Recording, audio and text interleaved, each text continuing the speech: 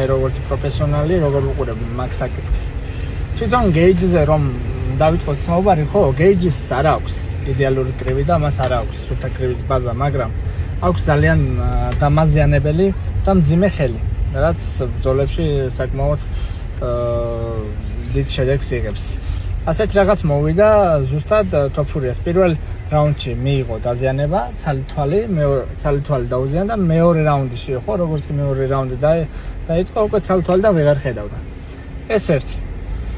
მერე ჩემთვის ყველაზე მეტად რაც საეჭვო აღმოჩნდა მაგ ისტორიაში იყო ის, რომ განსაკუთრებით რაუნდებს შორის ძალიან სწრაფად აკეთებდა აღდგენას გეიჯი, რაც ჩემთვის არაბუნებრივი არის და ყველასთვის ალბათ ვინც ამ სპორტში ერკვევა, ყველასთვის არაბუნებრივი აღდგენა უნდა ყოფილიყო.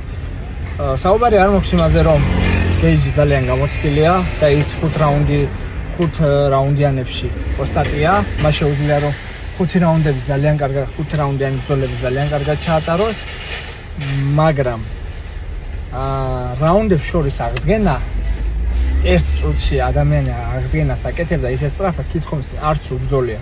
ეს ჩემთვის ძალიან საეჭვოა და ვფიქრობ, რომ ანტიდოპინგური კომპანია, რომელიც არის ამერიკაში, თვალი დახუჭა რაღაცებზე და იმასაც ეს არის ჩემთვის საეჭვო. ვფიქრობ, რომ რახან ტრამპის ქვეშ არის ისტორია, რახან ამერიკის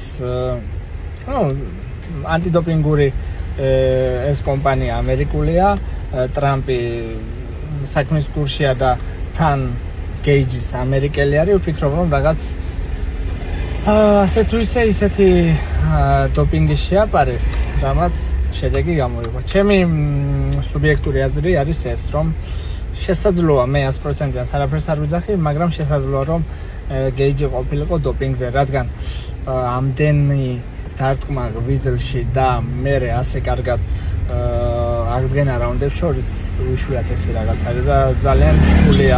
ბუნებრივად ალბათ ასეთ აღდგენას ორგანიზმი ვერ შეძლებდა.